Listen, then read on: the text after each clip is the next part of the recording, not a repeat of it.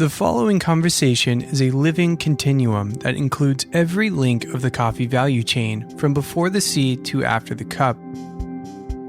I'm Jesse Hartman, and this is the Coffee Podcast. Hey there, Coffee Podcast listener. You're listening to episode 2 in our Coffee Myth series, a deeper dive into the conversation on Arabica versus Robusta. Now, before we do that, I want to take a quick moment to talk about coffee bags. Now, we had David Salinas of Department of Brewology on the show, episode 120, to talk about how important it is your final product looks spiffy. Now, finding a coffee packaging partner that can complement your brand can feel like finding a needle in a haystack. Roastar is a packaging company with cool bags, professional service, and years of digital packaging experience. Check Roastar out at their website, roastar.com. That's ROASTAR.com. And we thank them for their support of this episode. So on our last episode, Hannah Neuschwander of World Coffee Research did a great job covering the basics of the conversation. Today, we have a new guest on the show. His name is Mario Fernandez, and he is the Technical Director of CQI, also known as Coffee Quality Institute. I think Mario has a fascinating history in coffee, rolling all the way back to 1830. But I'm going to let him tell you that for himself.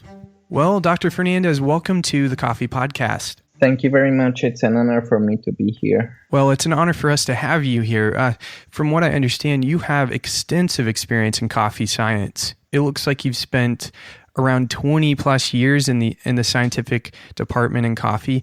Can you give us a brief history of what got you into coffee? My family has been growing coffee since 1830 in Central Eastern Mexico. Wow. My grandmother used to own coffee farms. My great-grandparents one of them was a roaster, one of them was a grower, and they exported coffee too. So did my grandfather and my dad too. When I chose a major, I chose food technology, and when it was time to start doing internships and dissertations and research, it was natural to look at coffee. Yeah. I mean, that's amazing. Even your family history in coffee is incredible. You said 1830? 1830 in Coatepec, Mexico. Wow. That's awesome. And just to kind of catch up a little bit on history here, you've been with the Coffee Quality Institute for about 9 years. You've been in the position of technical director for the last 3. So what is it exactly that you've done at CQI, and what do you currently do in your position as technical director? I started as a volunteer. My first volunteer work at CQI was supporting an advanced cupping course in Ethiopia. And then I have been a Q grader instructor, a Q Arabica grader instructor, and a Q Robusta grader instructor as consultant. And I have also helped them as consultant in other technical tech services projects. And after I finished my PhD in 2015, I was hired full-time as technical director. And as technical director, what I do, I oversee the development projects that we carry out in several origin countries. And I have also been in charge of developing the Q processing program, which is another program similar to the Q grader program that people are familiar with, except this is a professional competency certification for coffee processing, post-harvest processing. So you're involved with quality almost at every link in the coffee value chain, it sounds like. You don't just cover the final cup quality, you're also involved in the harvest side of quality. Well, it's actually in CQI's mission to work mostly at the origin side of the coffee value chain. So it's true, CQI is known for working in the cup assessment department because the Q Arabica grader is our most renowned product. But the truth is that the core of our mission is to work with producers and to work with improving coffee quality from its source. That's an important note to make as we move into the conversation of Robusta. It's important to acknowledge that as far as coffee quality is concerned, I think it's fair to say that you know what you're talking about. So I just wanted to paint that before we start moving in and talking about Robusta. My first question about Robusta for you is, does Robusta hold advantages or disadvantages to the producer? Yeah, I would say if you have the right climate for Robusta, it does have many advantages to the producer over Arabica, and namely all of the above. The yield is much higher, and it's also a much sturdy species in terms of resistance to pests and diseases, which at the end of the day implies a much lower cost of production per kilogram than Arabica. Of course, the thing is there's lands that are best suitable for Robusta, and there's lands that are best suitable for Arabica. Okay. Right now, if you're a highland Arabica coffee producer, I would say a Robusta is out of the question. If you're a lowland Arabica producer, then Robusta could be an interesting option as a producer. Okay. So it doesn't seem like such a straightforward answer. And I think this is what we're going to discover the more we talk about this, is the question isn't so simple as life is, right?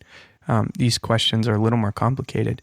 So as far as Robusta is concerned, then on the consumer side, it's starting to talk about things like flavor, variety, cost.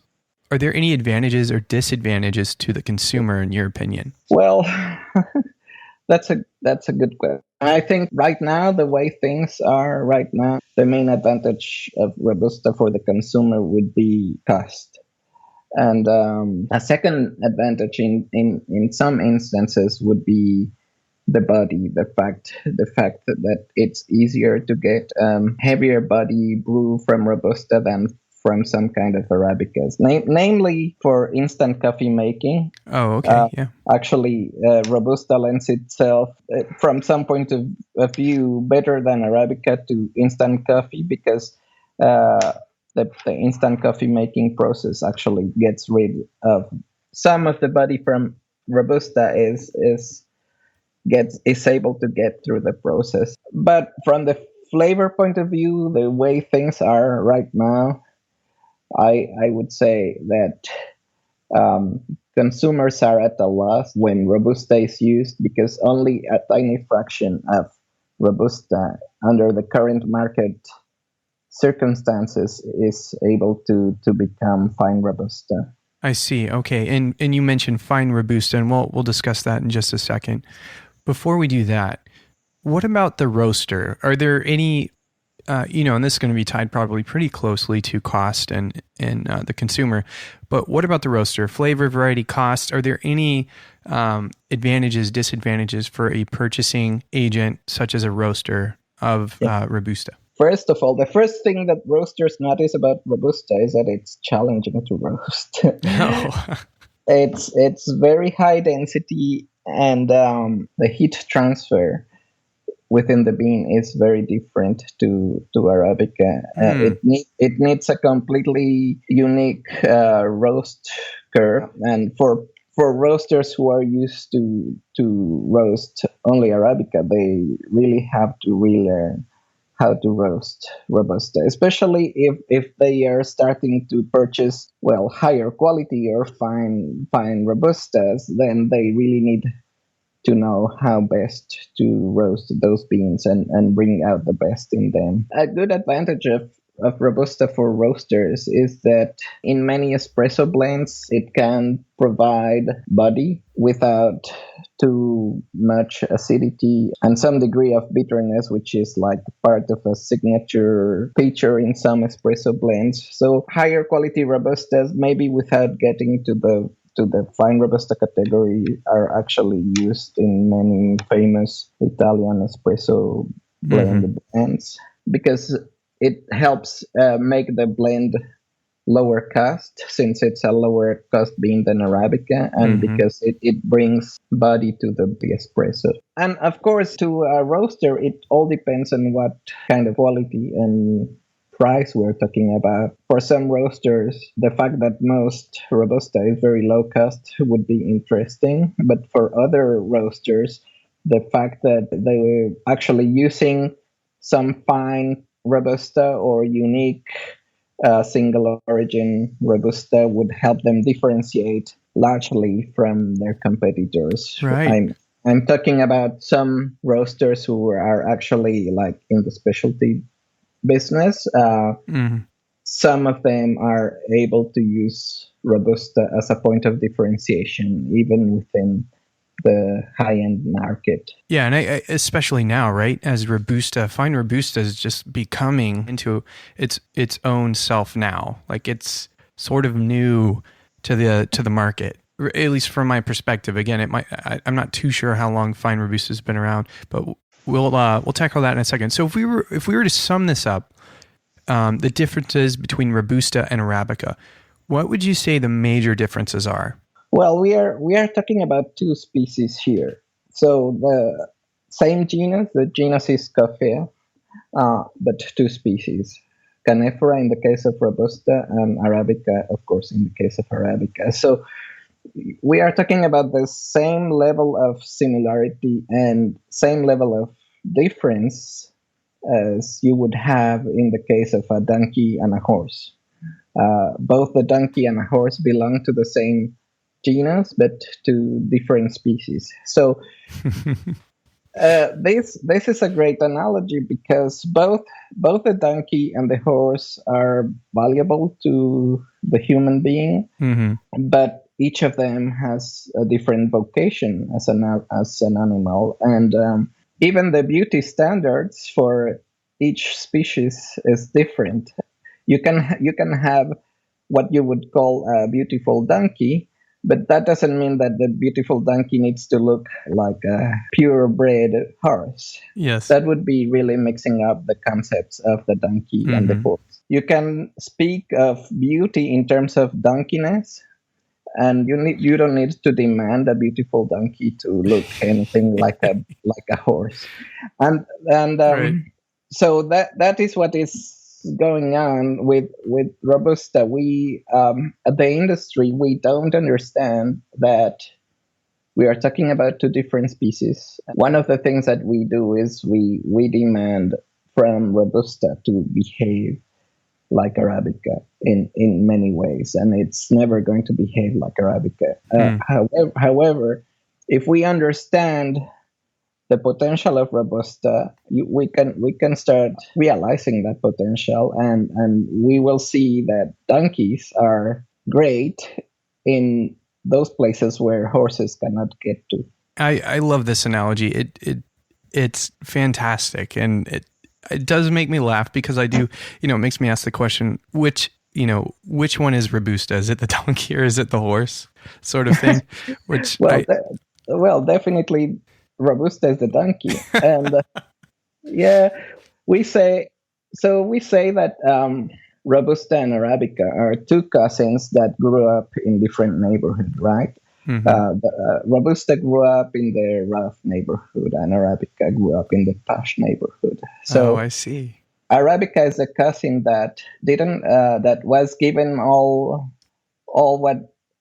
what they needed. Arabica was given nourishment and education, and learned how to play an instrument, and is refined and sophisticated and educated. And Robusta grew up in this neighborhood where he needs to fight against gangs every day, and he needs to be a warrior every day, and that makes a very different personality. That's another great analogy, because Arabica beans, they have much less pressure in their environment, since the temperature is milder in the highlands. The pressure from competing species and pests and diseases is much lower than in the tropical rainforests where Robusta lives. So the Arabica plant can afford to nourish their seeds with a higher content of sugars and a higher content of oils, which ensure better future for each of the seeds, right? Hmm. And in the case of Robusta, the pressure from the environment is very high. And the first thing that the Robusta mother tree does is what a family in a very rough neighborhood would do, which is to have many babies in the hope that one of them will survive. Hmm. And that's the reason why Robusta is so productive, because they want to maximize the chances of some of the seeds actually sprouting. Oh, I see. And Wow. but at the same time, they cannot afford to feed each of those seeds with the same amount of sugars and oils. But in counterpart, they provide them with weapons to fight the pests and diseases, which would be higher caffeine content and higher chlorogenic acid content, both of which help them better fight pests and diseases. That's extremely insightful. That's more clear than most things I've actually heard about Robusta versus Arabica. That's extremely helpful. Thank you for those analogies. This is sort of now a natural move in the direction of the question of quality. My first question here is, what exactly is fine Robusta, and does Robusta have a standard? Yes. So fine Robusta is a quality grade or a quality grade standard that was developed through the initiative of the Uganda Coffee Development Authority, funded by several partners and carried out by CQI. Today, fine Robusta standards exist maybe for 8 years. It has been around for around 8 years. Okay. And today, CQI operates the standard. It's a little bit different to the Arabica standard in which in the case of the specialty grade Arabica standard, SCA is the standard owner, and CQI certifies the Q graders who demonstrate their skills to grade Arabica coffee according to the standard, right? Mm-hmm. Those graders are called Q Arabica graders. In the case of fine Robusta standard, CQI is the current owner of the standard, and we also certify the cuppers that are able to grade coffee according to the standard. I see. So there's a little bit of organized, I don't want to say government, but there's sort of a government-like factor here. Some body is governing the standards of, say, Arabica, or in this case, fine Robusta. Is just to clarify, is the Specialty Coffee Association, are they sort of that governing body of that standard? And then CQI is the governing body of the fine Robusta standard. Is that a good and okay way to understand that? Yes, we had to adopt the fine Robusta standard because other trade organizations would not want to adopt it for now. So we have to, since we adopted the standards, now we are the ones in charge of fostering it and implementing it. But that doesn't mean that in the future we would not be open to a larger, more representative organization to adopt the standard. Wow, no, and that's very interesting. So fine Robusta does have a standard, and that standard is currently sort of governed by the CQI. What does that standard look like?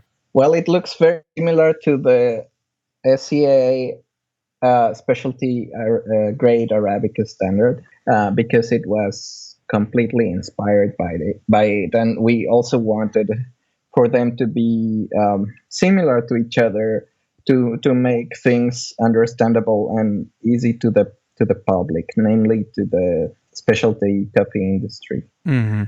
So this means that there's green grading standard. You need to take a sample of 350 grams in green bean, and you have to count the defects.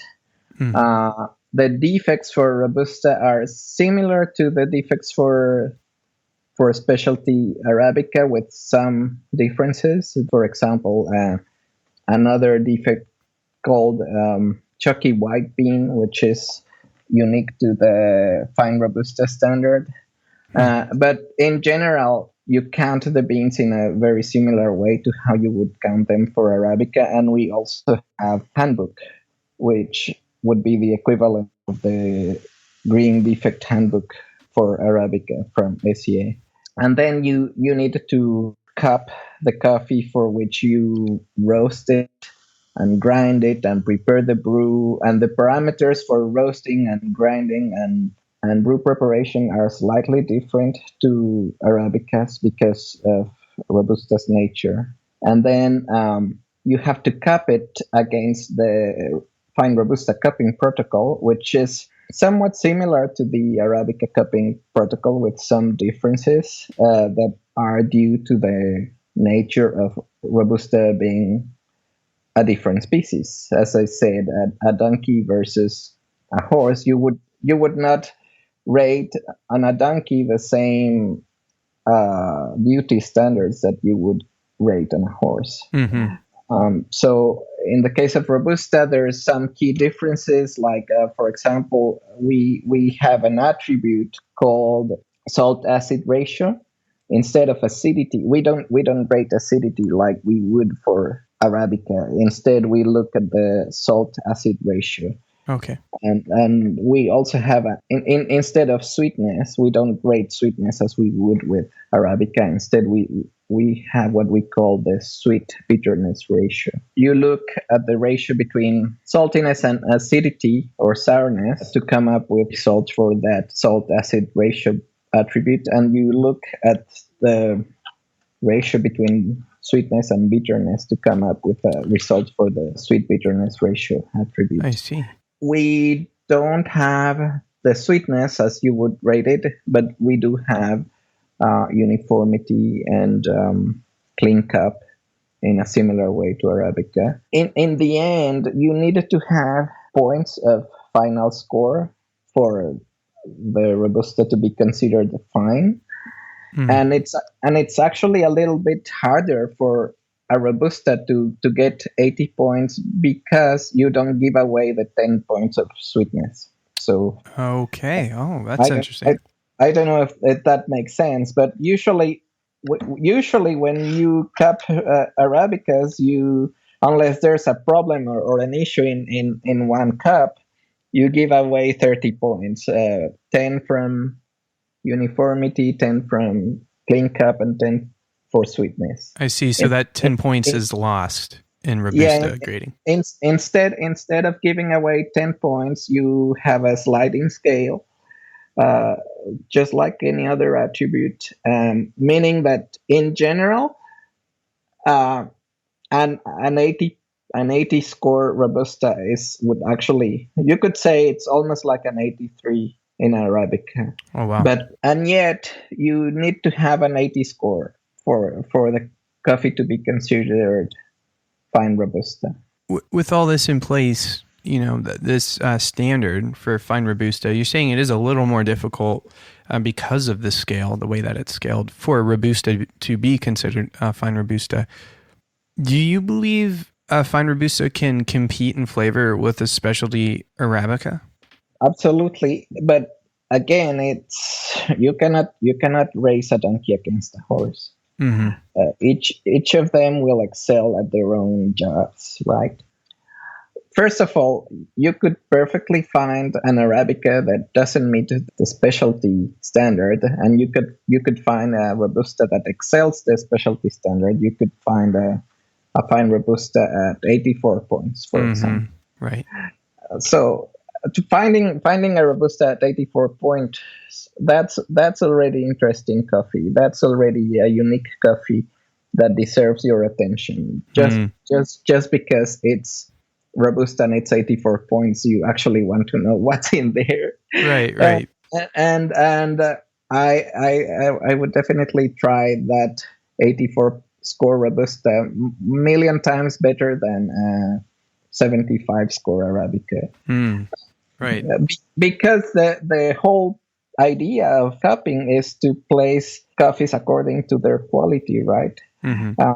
This means that an 84 score Robusta is going to have complexity. Is It's going to have an interesting flavor and aftertaste, and it's not going to be too bitter. It's probably going to be sweeter than bitter, and it's probably going to be more acid than salty, and it's probably going to have a good body. So I don't see why people wouldn't want to try it. Now, even in Arabica, you can have 89 score coffee that doesn't fit your product or doesn't fit your blend because it has a different profile. Maybe if your blend uses, let's say, Central American coffee, it's not a good idea to substitute it right away with an Indonesian Arabica. And in the same case, you need to do your homework if you want to start using fine robusta in your blends or your products, because even though it's high quality, it's not going to perform in the same way as a horse will do.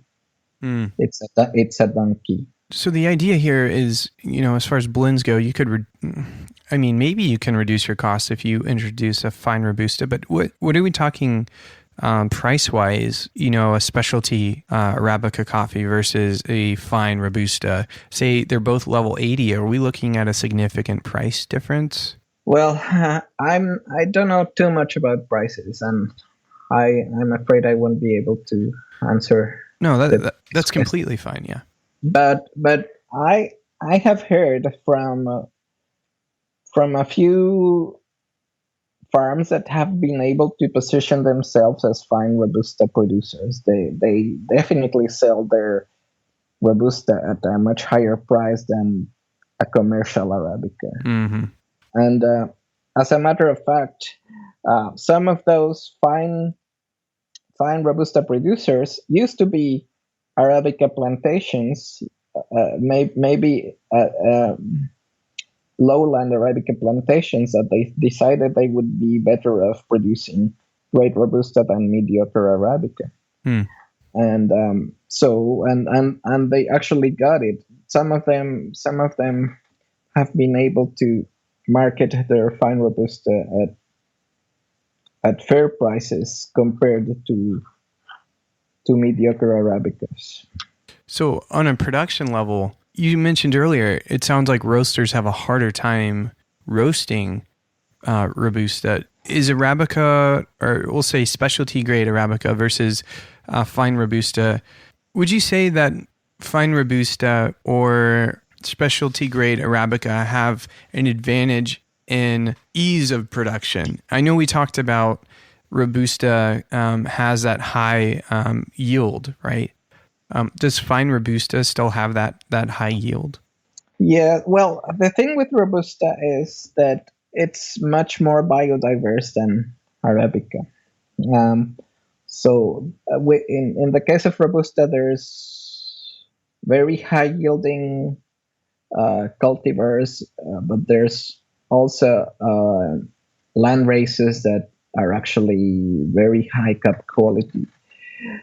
Unfortunately, in the case of Robusta, the people who have promoted certain cultivars have been mostly focusing on yield and resistance, and nobody really has been looking at cup quality when developing Robusta cultivars.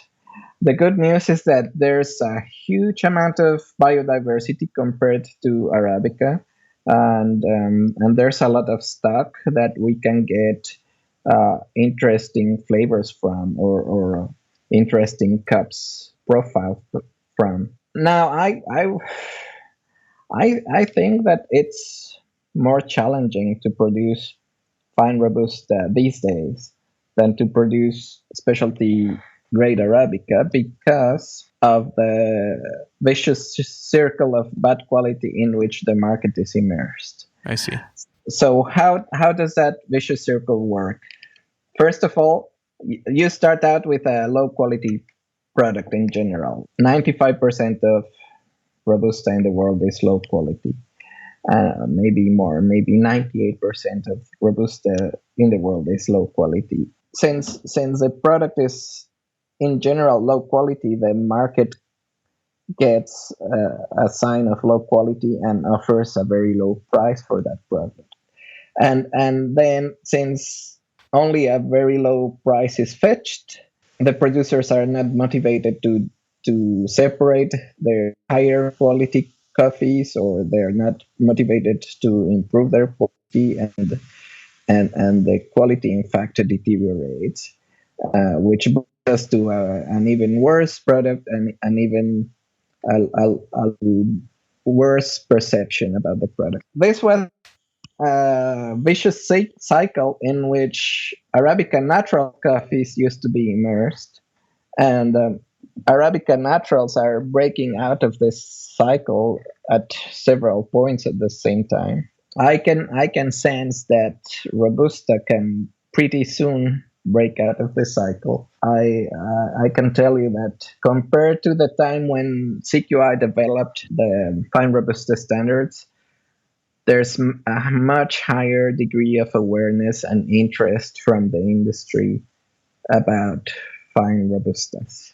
And the proof is kind of right here as we talk, right? You're on the show, the Coffee Podcast, talking about this very thing. So it's clear that moment is either coming or it's here. We see that at CQI in the most simple way. When we first started our Q Robusta grader program, nobody wanted to be a Q Robusta grader. It was almost seen as a bad rep. Oh, that here comes the Q Robusta grader. But now we are getting more and more demand for the Q Robusta grader program, and especially in some regions of the world, there's much more demand than what we can cope with as CQI right now. We are working on that to solve that. So clearly, fine Robusta is making its break away from the Robusta that it used to be. The conversation of sustainability is a common one we have on the show, and Robusta is coming up more and more and more in this conversation.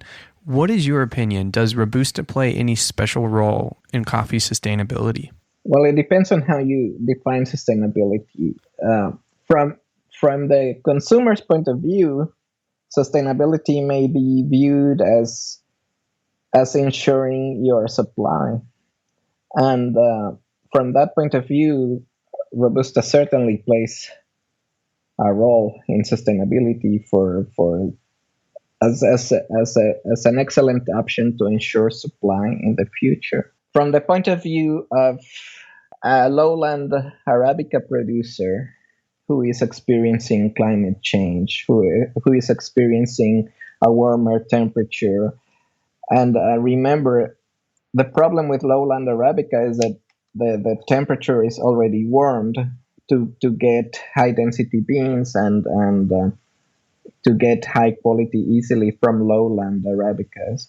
So as the climate gets warmer, it's even more challenging for lowland Arabica producers to get high quality. However, it becomes attractive to convert those lowland farms into Robusta producing farms, which would actually be high elevation Robusta farms, relatively speaking, to Robusta plantations.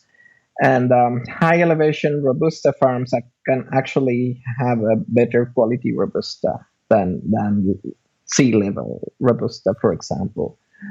For the same reasons that you can potentially have higher quality more easily from a highland grown Arabica. So for that farmer, Robusta is also the promise of sustainability. You need to look at each case separately, because if you're thinking about opening new lands for Robusta in places that are currently covered in tropical rainforests, then I would say that's not very sustainable from the environmental point of view in that specific region. So case by case, region by region, maybe even farm by farm. Yeah, globally, I get that globally the message is that Robusta can become an option of an alternative source of coffee in a context of global warming, in which the lands for high quality Arabica coffees are probably decreasing.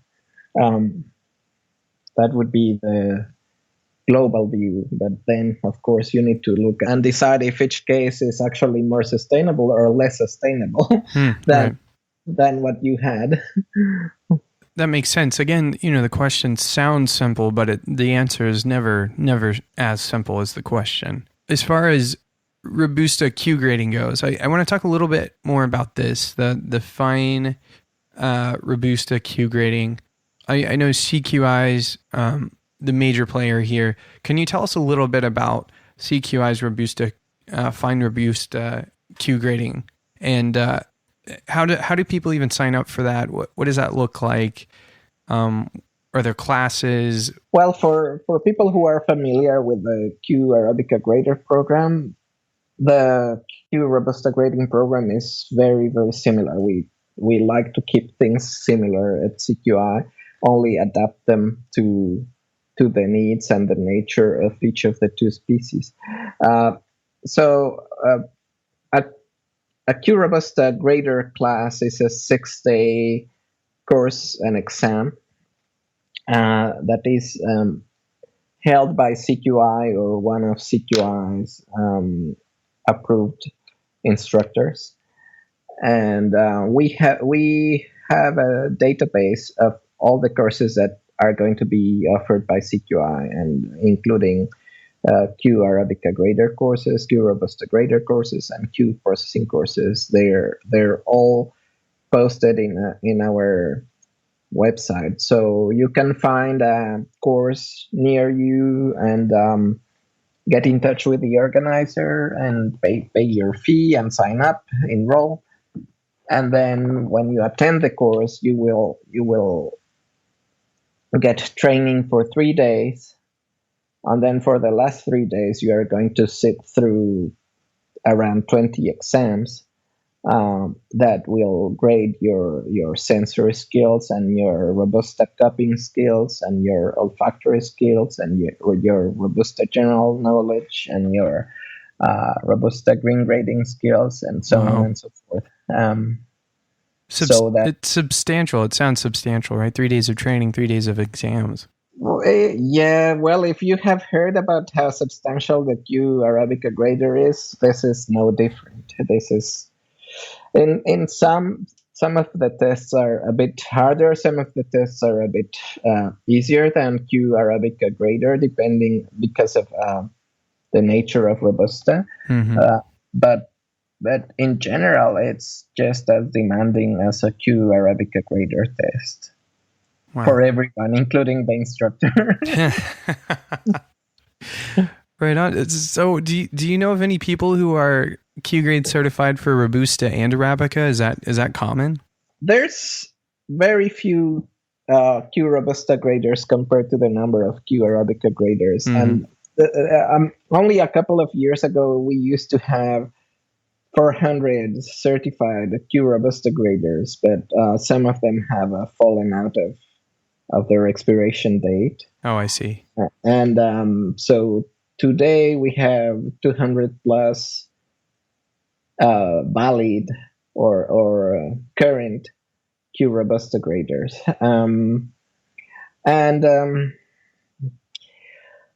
Yeah, I would say that in some countries people like to get both. But in of course in Robusta producing countries, people prefer the Robusta grader. Mm-hmm.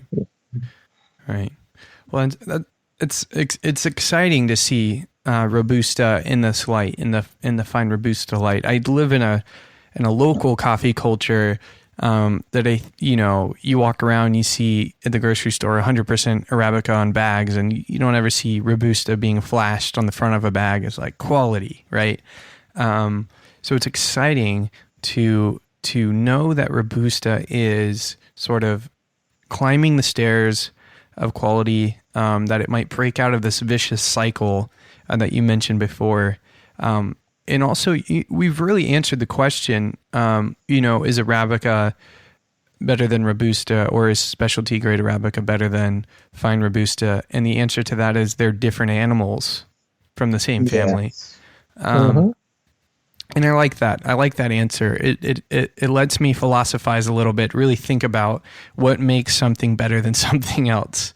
And in this case, it's nice to land there. It's nice to land somewhere where you can use fine Robusta here and you can use specialty grade Arabica here, because they both have their purposes.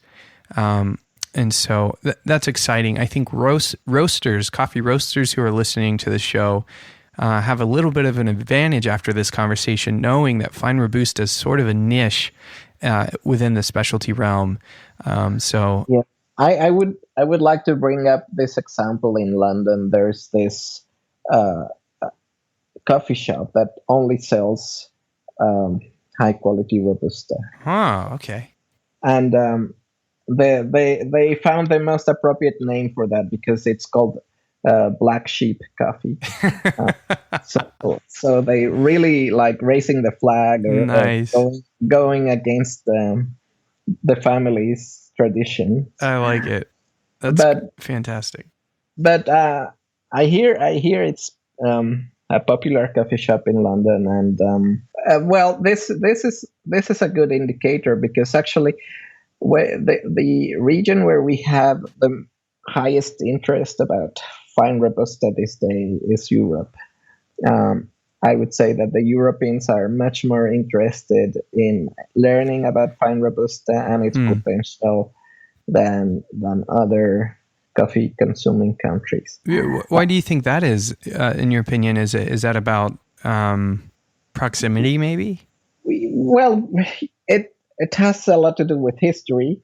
If you see, for example, the French former colonies in Africa and some of the British former colonies, like India itself, they produce a lot of Robusta, and it's same with Indonesia, with the Netherlands, for example. So there's a connection between the former metropolis and the former colonies in terms of what kind of product used to come to the metropolis from those countries and how the habits of the consumers shaped up. That was the case of France, for example.